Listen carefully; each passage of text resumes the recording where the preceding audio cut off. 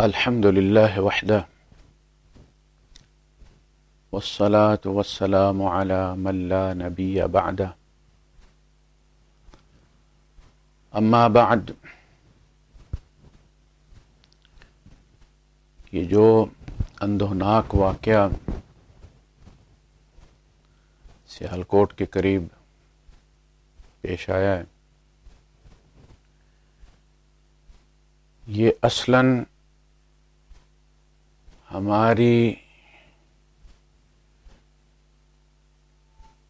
ہمارے سماج کی، معاشرے کی MRI رپورٹ ہے. اس سے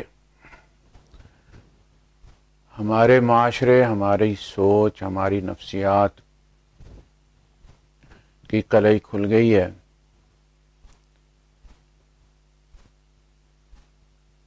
ہم جس اسلام کے دعوے کرتے تھے، جس رحمت للعالمین کی امت کے داعی تھے، وہ سارا کچھ کھل کر سامنے آ گیا. ایک ایک رگ، ایک ایک جوڑ کہ ہم نے جو سفر پاکستان 2 لخت ہونے کے بعد شروع کیا تھا، 71 کے بعد، اس میں ہم کہاں پہنچے. امارات میں ان کے ملک کی 50ویں سالگرہ ہے. انہوں نے 71 میں 7 اسٹیٹس نے مل کر ایک ملک بنایا تھا، اور 50 سال کے بعد دنیا حیران ہے کہ انہوں نے ناممکن کو ممکن کیسے بنایا، صحرا کو گلستان میں کیسے تبدیل کیا، لکڑی کی کچی جھونپڑیوں سے یہ ٹاور اور یہ سارا کچھ کیسے بنایا. یہ سیکیورٹی، یہ سلامتی، یہ امن انہوں نے کیسے سیکھا کہ سینکڑوں ممالک کے شہری یہاں بستے ہیں اور نہایت امن اور سلامتی کے ساتھ رہتے ہیں.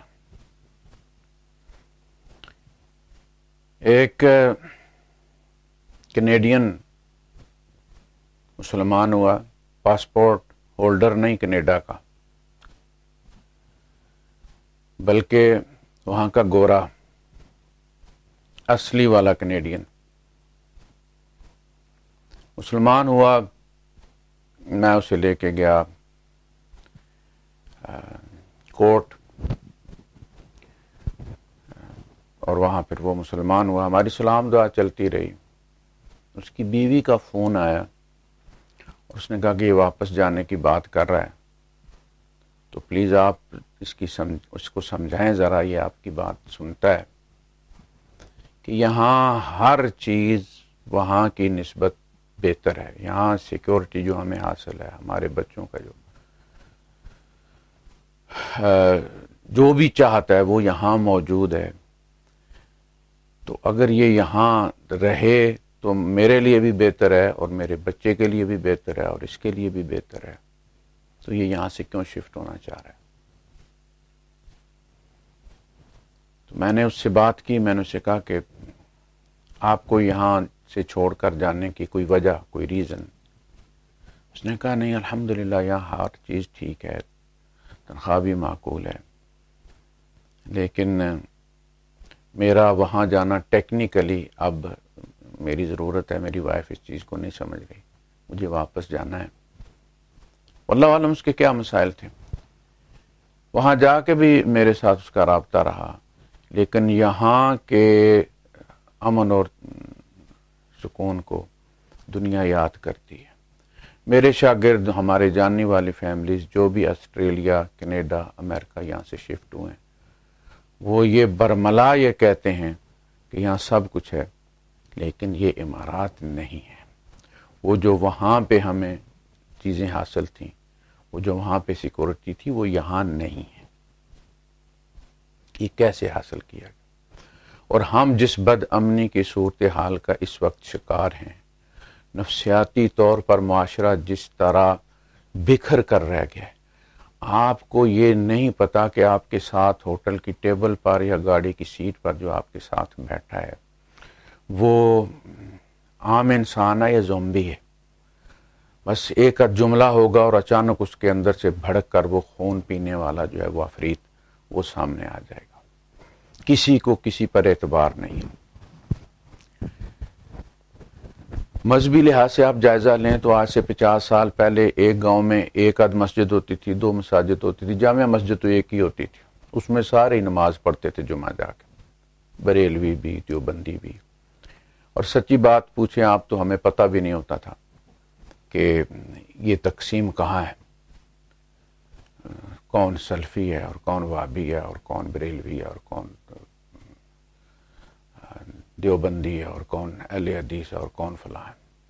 سارے ہم ایک دوسرے کو مسلمان سمجھتے تھے، ایک ہی جامع مسجد میں نماز پڑھتے تھے. آج خود ہمارے گاؤں میں میرے خیال میں 19-20 مساجد ہو گئی ہیں، جن میں سے 5-6 میں جمعہ ہوتا ہے.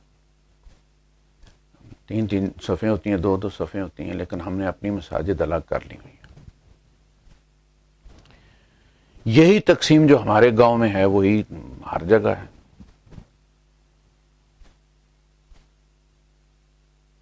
تو علماء جو اپنے آپ کو ورثۃ الانبیاء کہتے ہیں، نبیوں کے یہ وارث ہیں، تو پھر نبی کریم صلی اللہ علیہ وسلم کی امت لاوارث کیسے ہو گئی ہے؟ جو اٹھتا ہے وہ جانتا ہے ہماری نفسیات کو، وہ ایک نعرہ لگاتا ہے اور اپنے پیچھے 2-4 ہزار بندے لگا لیتا ہے. اسے پتہ ہے، باقاعدہ اس طرح سے تیار کیا گیا ہے. مساجد مدارس تقسیم ہوئے، اسٹیٹ نے اس تقسیم کو رجسٹر کیا اور تقسیم در تقسیم شروع ہو گئی. یعنی آپ ایک مسجد بناتے ہیں، اس میں ایک بندہ آتا ہے، لازماً اس کا کوئی مسلک ہوگا، وہ جس مسلک کے مدرسے سے پڑھ کے آیا ہے اس نے اسی کی ترویج کرنی ہے، اسی کی پروموشن کرنی ہے. اور وہ تفریق سمجھ لیں کہ گاؤں میں ایک مسجد نہیں بنی بلکہ منفی سوچ کا ایک نیا اڈا، ایک نیا بوسٹر لگ گیا. جیسے آپ کے یہاں نئی فون کمپنی آتی ہے تو پھر اس کے جگہ جگہ بوسٹر لگتے ہیں. اس طرح سے امت کی وحدت کی کوئی بات نہیں کر رہا. نبی کریم صلی اللہ علیہ وسلم نے جنہوں نے ایک ایک بندہ، ایک ایک دروازہ بجا کر امت بنائی تھی، آپ کو اس امت کی بہت زیادہ قدر تھی، بہت زیادہ فکر تھی. حضرت اسامہ بن زید رضی اللہ تعالیٰ عنہ حضور کو اپنے پوتے کی طرح پیارے تھے. زید کو حضور نے بیٹا صرف کاغذوں میں نہیں بنایا تھا، بیٹے کی طرح پیار کرتے تھے. نام نکل گیا تھا، الگ ہو گیا تھا، لیکن وہ محبت باقی تھی. حضور سے جب بھی سوال ہوتا تھا تو آپ فرمایا کرتے تھے، پوچھا جاتا کون پسند ہے، فرمایا کرتے تھے اسامہ. ان اسامہ سے ایک ایسا کافر قتل ہو گیا کہ جس نے درجنوں صحابہ کو شہید کر دیا. وہ اس بندے کو کہتا کہ اب میں تیری طرف آ رہا ہوں، اور اس بندے کو وہ قتل کیے بغیر چھوڑتا نہیں تھا. پھر دوسرے کو کہتا کہ اب میں تیری طرف آ رہا ہوں، للکار کر آتا تھا اور اس بندے کو مار کر چھوڑتا تھا. وہ اتنا قتل کرنے کے بعد وہ بندہ حضرت اسامہ بن زید رضی اللہ تعالیٰ عنہ کے وار میں آ گیا اور ایک درخت کے ساتھ اس نے ٹیک لگا لی اور یہ سامنے کھڑے تھے اور درمیان میں وہ تھا. اس نے دیکھ لیا کہ اب کلمہ پڑھے بغیر گزارا نہیں ہے، جنگی مہارت سے اب میں نہیں بچ سکتا، تو اس نے فوراً کلمہ پڑھ لیا. اشہد ان لا الہ الا اللہ اشہد ان محمد رسول اللہ۔ اسامہ بن زید کو پتا تھا کہ درجنوں صحابہ کو مار کے اب یہ مسلمان ہو رہا ہے، تو اس کا مطلب ہے اس نے کوئی درس تو نہیں نہ سنا، کوئی درس قرآن نہیں سنا، کوئی جمعے کا خطبہ نہیں سنا کہ یہ مسلمان ہو رہا ہے۔ یہ جنگی چال ہے، اب اسے پتا میری تلوار سے نہیں بچ سکتا، لہذا وہ مجھے دھوکہ دینا چاہتا ہے، مجھے بیوقوف سمجھ لیا ہے اس نے، میں اس کی چال میں نہیں آؤں گا، یہ جنگی چال ہے، یہ کلمہ نہیں ہے۔ آپ نے مار دیا اس۔ بعد میں جب اس کی ڈی بریفنگ ہوئی اس ایمبش کی، تو صحابہ نے اس بندے کا بھی ذکر کر دیا کہ اللہ کے رسول وہ شخص جو ہے وہ ایک موت کا دوسرا نام تھا، وہ جس کو مارنا چاہتا تھا اس کو مار کے ہی رہتا تھا، اور اس نے چن چن کے ہمارے اتنے بندے مار دیے۔ اور پھر وہ اسامہ کے اس میں آ گیا گرفت میں، اور اس نے کلمے کا اظہار کیا، اور اسامہ نے لیکن اسے مار دیا، کیونکہ وہ اپنے کلمے کو دفاع کے طور پر استعمال کر رہا تھا۔ اللہ کے رسول صلی اللہ علیہ وسلم نے حضرت اسامہ کو بلایا اور پوچھا کہ اسامہ تو نے اس کی توحید کا وہ اعلان سنا تھا، اس کا لا الہ الا اللہ تم نے سنا تھا؟ کہ اللہ کے رسول میں نے سنا تھا۔ آپ نے فرمایا پھر بھی تیری تلوار نہیں رکی؟ انہوں نے کہا اللہ کے رسول وہ جنگی چال کے طور پہ اس نے کلمہ پڑھا تھا، اس نے ہمارا اتنا نقصان کیا، اور جب وہ میرے داؤ میں آ گیا تو اس نے جان بچانے کے لیے جنگی حکمت عملی کے تحت اس نے وہ لا الہ الا اللہ کہہ لیا۔ آپ نے فرمایا اسامہ تو نے اس کا دل کیوں نہیں چیر لیا کہ اس کے دل میں کیا تھا، جنگی حکمت عملی تھی یا کوئی سازش تھی یا فلاں تھا یا فلاں تھا یا خلوص سے پڑھ رہا تھا، تو نے دل چیر کے کیوں نہیں دیکھ لیا اس کا؟ مجھے اللہ نے دل چیرنے کے لیے یہاں نہیں بھیجا کہ دل چیر کے دیکھوں لوگوں کے، اللہ نے مجھے زبان پر اعتبار کرنے والا بنا کے بھیجا۔ اس پہ حضرت اسامہ نے کہا کہ اے اللہ کے رسول میرے لیے مغفرت کی دعا کیجیے، استغفار کیجیے میرے لیے۔ آپ نے فرمایا اسامہ جب یہ کلمہ یہ لا الہ الا اللہ استغاثہ لے کر آئے گا اللہ کی عدالت میں تو کیا جواب دے گا؟ انہوں نے پھر فرمایا کہ اللہ کے رسول مجھ سے غلطی ہو گئی، میرے لیے آپ استغفار کریں اللہ سے۔ آپ نے دوسری بار بھی یہ کہا کہ اسامہ جب لا الہ الا اللہ آئے گا تو کیا کرو گے؟ اس کے سامنے تمہارے پاس کیا حجت ہے؟ جب وہ یہ استغاثہ پیش کرے گا کہ میری اتنی اہمیت بھی نہیں تھی کہ میری خاطر کسی کو کی جان بخشی کر دی جاتی۔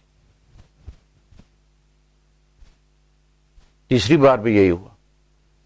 اسامہ فرماتے ہیں کہ میرے دل میں یہ حسرت پیدا ہوئی کہ کاش میں آج مسلمان ہوا ہوتا اور اس خون کا دھبا میرے اعمال سے، نامہ اعمال سے مٹ گیا ہوتا۔ یہ اس شخص کے کلمے کی بات ہے کہ جس نے جنگی طور پہ سامنے لاجیکلی اس نے جنگی حکمت عملی کے طور پر کلمہ پڑھا تھا، لیکن اس کلمے کی اتنی اہمیت اللہ کے رسول صلی اللہ علیہ وسلم کے نزدیک ہے۔ ہم مسلمانوں سے بھری مسجد اڑا دیتے ہیں اسلام کے نام پر، یہ کون سا اسلام ہے؟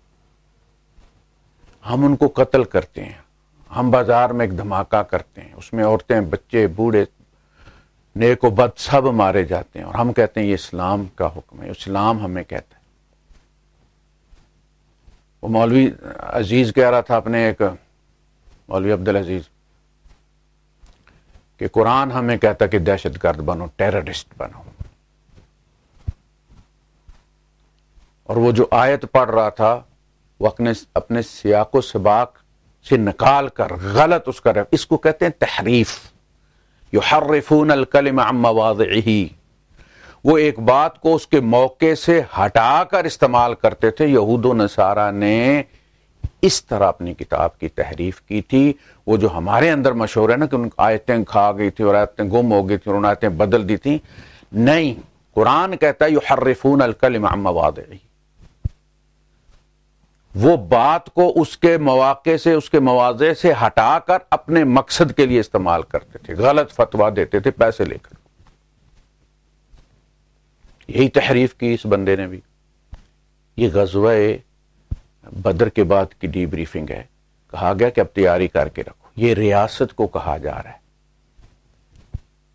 تیاری کر کے رکھو تاکہ دشمن تمہیں جو ہے وہ ترنوالا نہ سمجھے.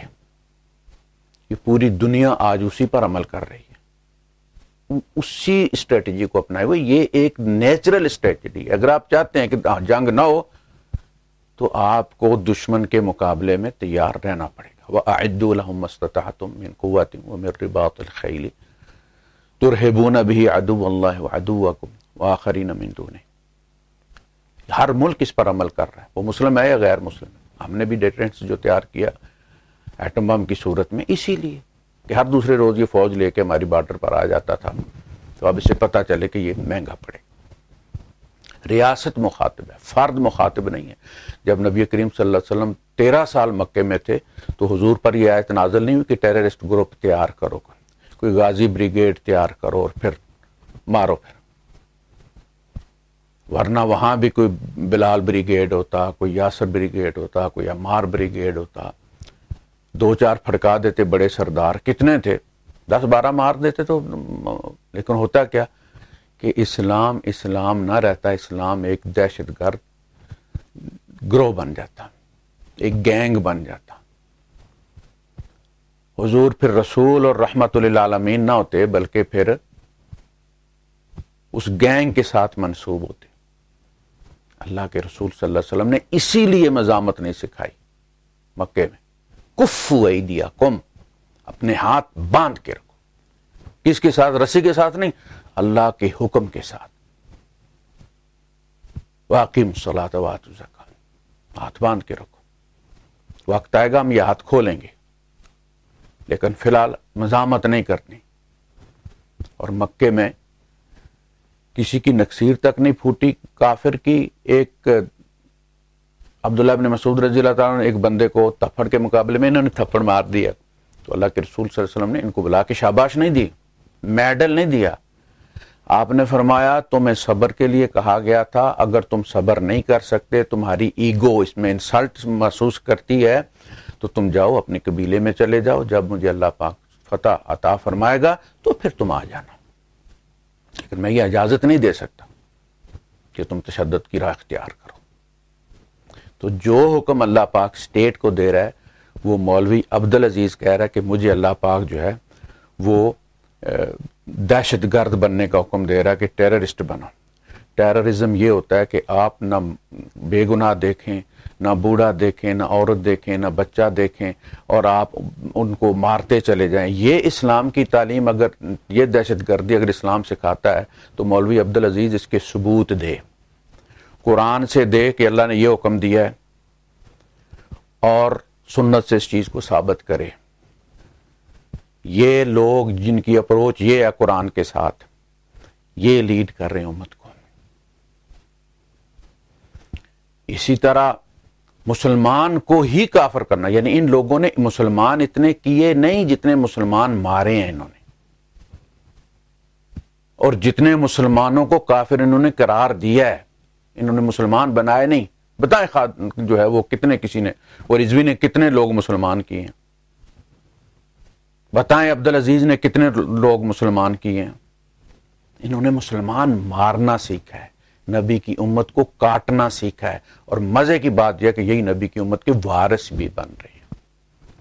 98% لوگ جو نبی کی امت کے وارث ہیں, ان کو یہ 2% دہشت گرد جو ہے یہ اپنے آگے لگائے ہوئے ہیں اور خود بنے ہوئے وارث.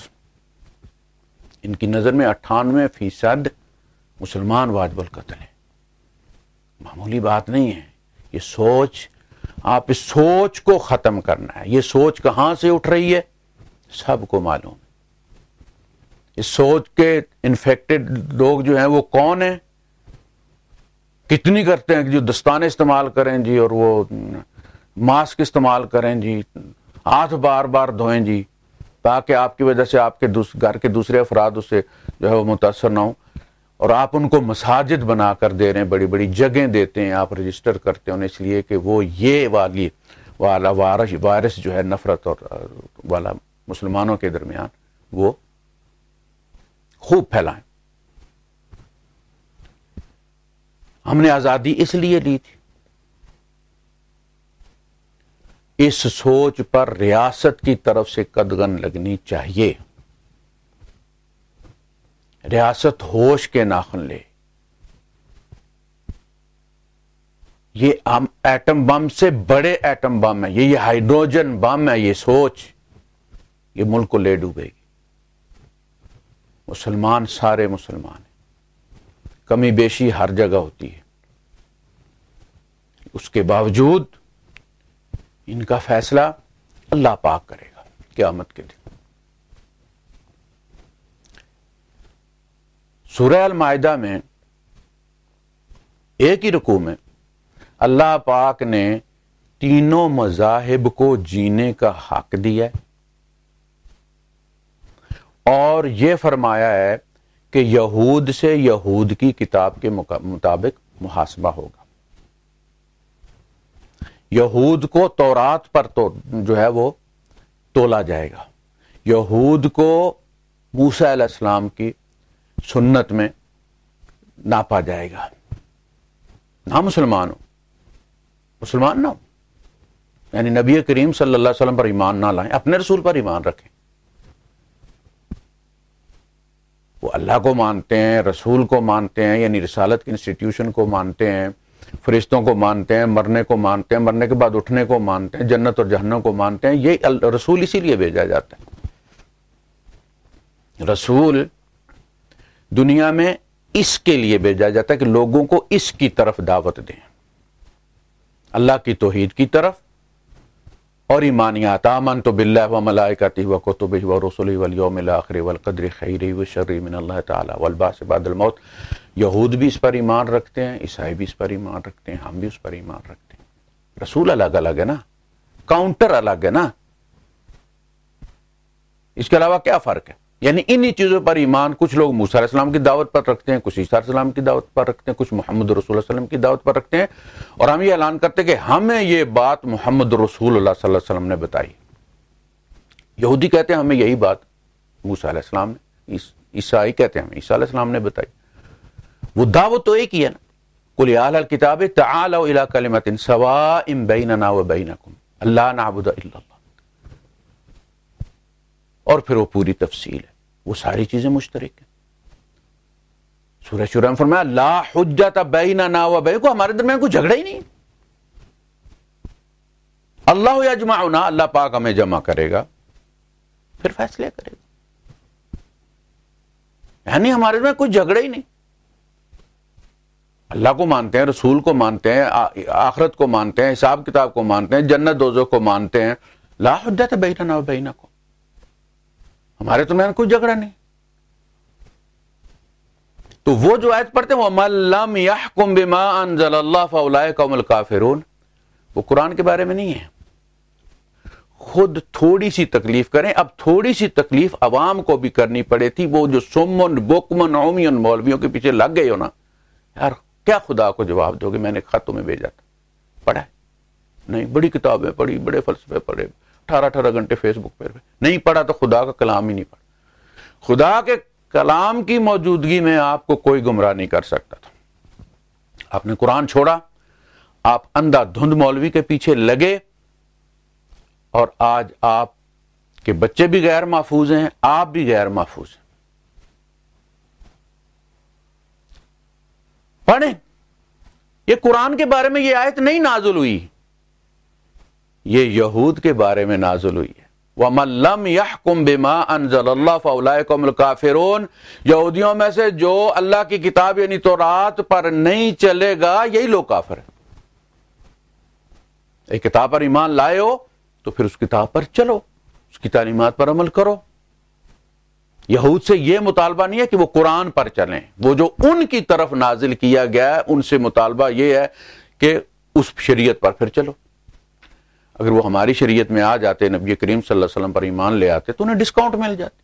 جو سہولیات اسلام نے دی ہیں وہ ان سے استفادہ کرتے, یعنی شریعت ان پہ ہلکی ہو جاتی, نرم ہو جاتی. اس وقت ان کی شریعت بہت سخت ہے. تورات کو اسٹڈی کر کے دیکھیے آپ کو قرآن کی قدر آئے گی، اپنی شریعت کی قدر آئے گی کہ کتنی نرمی ہے اس میں۔ اگرچہ ہمارے فقہا نے اور ہمارے علماء نے اور ہمارے بڑے بڑے ناموں نے یہ پوری کوشش کی ہے کہ اسلام کو بھی یہودیت کی طرح شدت پسند بنا دیا جائے۔ وہ جو ڈسکاؤنٹ اللہ نے محمد رسول اللہ رحمت للعالمین صلی اللہ علیہ وسلم کی کے ذریعے بھیجی ہے، وہ جو کھلے دل اور روشن دماغ والی ہے، اس کو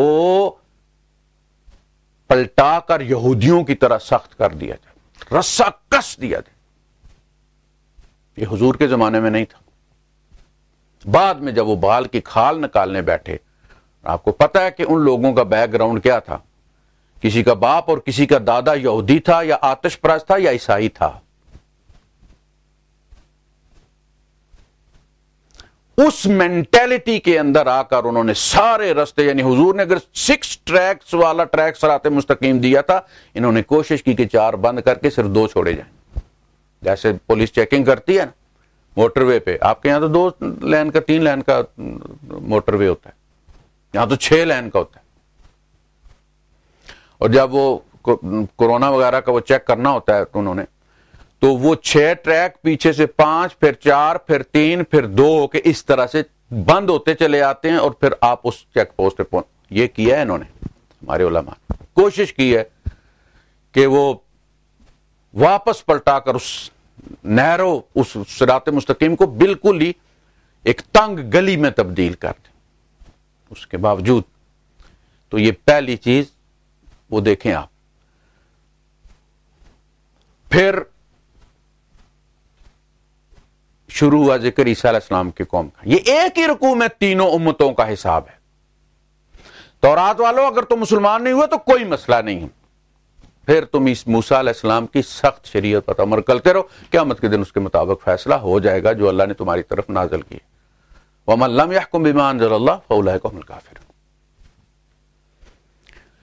انجیل والوں کو کہا وَلْيَحْكُمْ أَهْلُ الْإِنجِيلِ بِمَا أَنزَلَ اللَّهُ فِيهِ، انجیل والے جو ہیں وہ اس پر عمل کرتے رہیں جو اللہ نے انجیل میں نازل کی ہے۔ آپ بتائیں، ان کی عبادت کو بھی تحفظ حاصل ہے، ان کے نبی کو بھی تحفظ حاصل ہے، ان کا محاسبہ اگرچہ وہ مسلمان نہیں ہوئے تو پھر مسلمان ہوتے تو قرآن کے مطابق ہوتا، نہیں تو اب انجیل کے مطابق ہوگا، لیکن ان کا بھی محاسبہ ہوگا۔ وہ ساری چیزیں انجیل میں بھی موجود ہیں جن پر ہم ایمان رکھتے ہیں۔ آمنت باللہ وملائکتہ وکتبہ ورسلہ والیوم الآخر والقدر خیر، یہ ساری ایمانیات یہود کے پاس بھی موجود ہیں، عیسائیوں کے پاس بھی موجود ہیں، ان سے ان کا محاسبہ ہوگا۔ پھر بات ہوئی حضور سے، اب آپ اس پر امت کو دعوت دیجئے عمل کرنے کی جو آپ کی طرف نازل کیا گیا ہے۔ وَأَنِحْكُمْ بَيْنَهُمْ بِمَا أَنزَلَ اللَّهُ إِلَيْكَ، آپ ان کے درمیان فیصلہ کریں اس کے مطابق جو اللہ نے آپ کی طرف نازل کی ہے، مسلمانوں کی طرف۔ یہ ہے وہ کو ایگزسٹ، بقائے بامی، لَكُمْ دِينُكُمْ وَلِيَ دِينِ۔ اللہ کے سامنے ہم چلے جائیں گے، اللہ اپنے جو دیا ہوگا۔ آپ جب ایک ایگزامینیشن ہال میں بیٹھے ہوتے ہیں تو کچھ کلاسز کا الگ سے پیپر ہوتا ہے، الگ سبجیکٹ کا ہوتا ہے، کچھ کا الگ کا ہوتا ہے، کچھ کا الگ کا ہوتا ہے۔ بس اسی طرح ہم ایگزامینیشن ہال میں بیٹھے ہیں دنیا میں، اور یہود کے پاس جو ہے وہ تورات کا پیپر ہے، عیسائیوں کے پاس انجیل کا پیپر ہے، ہمارے پاس قرآن کا پیپر ہے۔ جو بھی اچھا کرے گا اس کے مطابق جو اسے پڑھایا گیا ہے، سکھایا گیا ہے، پاس ہو جائے گا۔ یہ کہاں لکھا ہے کہ ہم ہی صرف جینے کا حق رکھتے ہیں اور باقی کو ہم مار دیں گے؟ نہیں، نہ اللہ نے یہ حکم دیا ہے، نہ یہ نبی کی سنت ہے صلی اللہ علیہ وسلم۔ آپ نے اچھے تعلقات قائم کیے۔ آپ کی زوجہ حضرت صفیہ رضی اللہ تعالیٰ عنہا نے اپنے عیسائی بھانجے کے لیے یا اپنے یہودی بھانجے کے لیے، اہل کتاب بھانجے کے لیے 2 لاکھ درہم اس زمانے میں وصیت میں چھوڑے. یہودی ہے، مسلمان نہیں ہے، اس کے لیے آپ، اس کی محبت ہے نا دل میں، 2 لاکھ چھوڑے. جب وہ فوت ہو گئیں تو کچھ لوگوں نے یہ سوچا کہ بھئی یہ غیر مسلم تو وارث ہو نہیں سکتا، تو غیر مسلم کے حق میں وصیت نہیں کی جا سکتی. تو حضرت عائشہ صدیقہ رضی اللہ تعالیٰ عنہ نے فرمایا کہ اللہ سے ڈرو اور ان کی وصیت پر عمل کرو، اور وہ دلوا دیا گیا. ہم مسلمان مختلف مسالک والے، مختلف سوچ والے، ہمارے درمیان بھی ان چیزوں پہ تو کوئی جھگڑا نہیں ہے نا. اچھا، اسی رکوع میں اللہ پاک پھر یہ بھی فرماتا ہے کہ سورہ مائدہ بڑی ہے اس معاملے میں، فائنل، کہ ہم نے تم سب کے لیے الگ الگ شریعت اور الگ الگ منہج مقرر کی ہے. اگر ہم چاہتے تو تمہیں ایک ہی امت بنا دیتے، یعنی جو تعلیمات موسیٰ علیہ السلام کی تھیں بس انہی کو برقرار رکھا جاتا. عیسیٰ علیہ السلام کے زمانے میں انہی کو برقرار رکھا جاتا. نبی کریم صلی اللہ علیہ وسلم کے زمانے میں تو ہم ایک ہی امت ہوتے، مختلف قسطوں میں آنے والی، مختلف فیزز میں آنے والی، مختلف نسلوں میں آنے والی، ایک ہی امت ہوتی، کوئی قانون تبدیل نہ ہوتا، ہمیشہ سے ایک ہی رہتا. لیکن ہم نے یہ چاہا، اللہ کی یہ چاہت ہے، لِنَبْلُوَكُمْ، تاکہ ہم تمہیں آزمائیں، اس میں تمہیں آزمائیں جو تم کو دیا گیا ہے الگ الگ. ہم نے یہ چاہا کہ تم سے الگ سے ایک چیز دے کے پھر اس کا، یعنی مسلمانوں سے قرآن پر، ان کا انجیل پر، ان کا تورات پر. یہ ہے آزمائش ہماری، یہ ہمارا امتحان، کہ عیسائی کتنا چلتے ہیں انجیل پر، یہودی کتنا چلتے ہیں تورات پر، اور مسلمان کتنا چلتے ہیں قرآن پر. ہم کتنا چلتی ہے.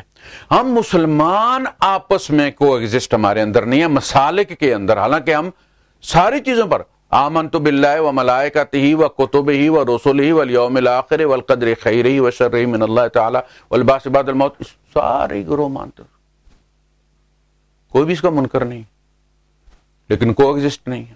ہر فرقہ یہ کہتا ہے کہ جی بس میں ہی حق پر ہوں، اور دوسرا جو ہے وہ مسلمان نہیں، اس کو جینے کا حق حاصل نہیں. یہ اس سوچ پر پابندی لگانے کی ضرورت ہے، اس کا علاج کرنے کی ضرورت ہے. دنیا اب آگے بڑھ رہی ہے. اب مذاہب کو جس طرح ایک رکوع میں تینوں مذاہب کو رکھ کے کہا گیا کہ اپنی اپنی کتاب پر چلو، حساب ہم لے لیں گے تم سے، تمہاری اپنی کتاب کے مطابق لیں گے.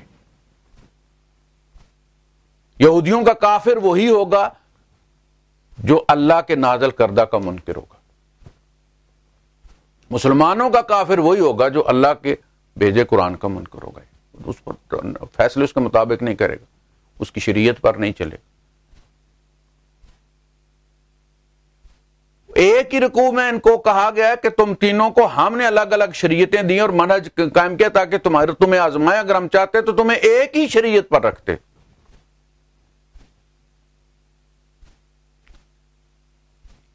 اسی طرح ایک ہی چھتری کے اندر ہیں ابراہیم علیہ السلام کے تینوں ابراہیمی مذاہب جو ہیں، جن کے جد امجد ابراہیم علیہ السلام ہیں، یہودیت، عیسائیت اور اسلام. ہم اپنے یہاں مسلمانوں کو سپیس دینے کے لیے تیار نہیں کہ وہ ہماری کسی سوچ میں ہم سے اختلاف رکھ کر جینے کا حق رکھیں، تو ہم دوسرے مذاہب کو کیا انٹرٹین کریں گے اور ان کو کیسے ایڈجسٹ کریں گے. ہر مسجد میں دولے شاہ کا چوہا بیٹھ گیا ہے.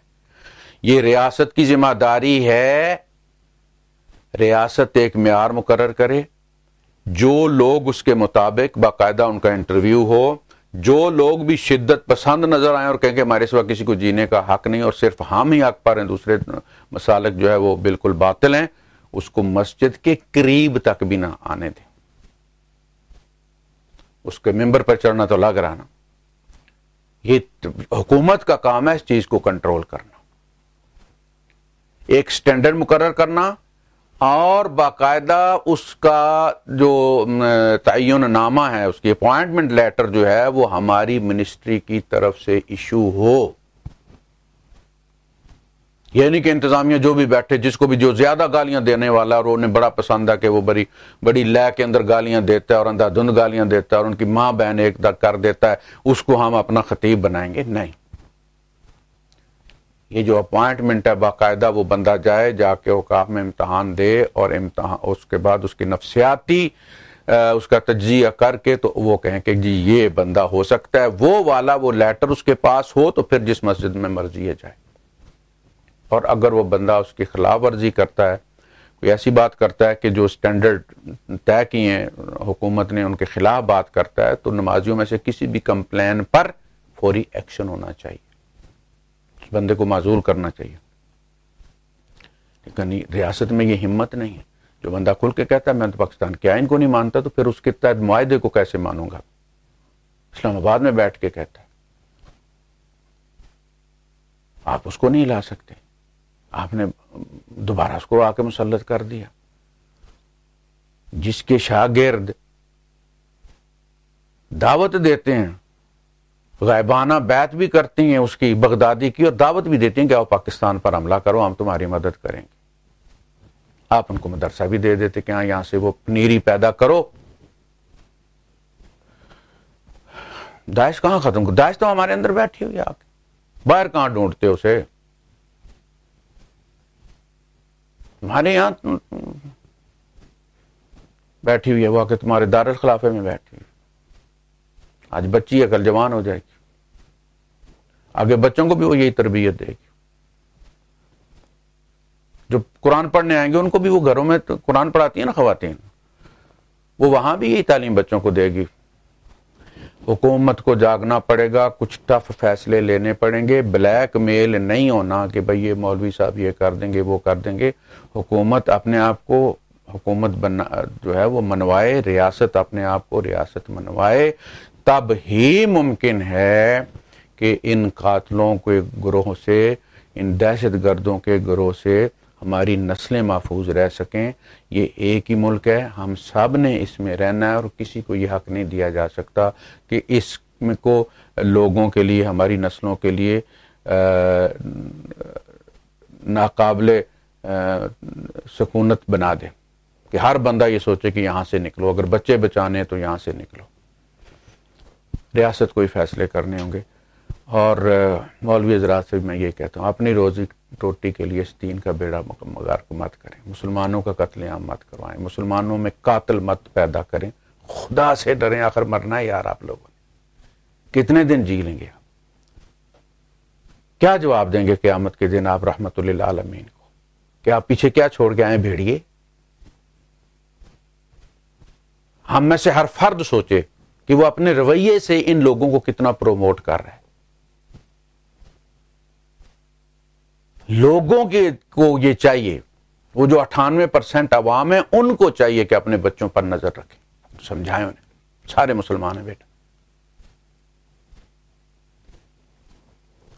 اس مولوی کو جا کے سمجھائیں، اس مولوی کے پیچھے مت چلیں جس طرح قوم فرعون والے فرعون کے پیچھے چلے تھے. فَأَوْرَدَهُمُ النَّارَ، اور وہ پھر اس نے جا کے ان کو آگ پر اتارا.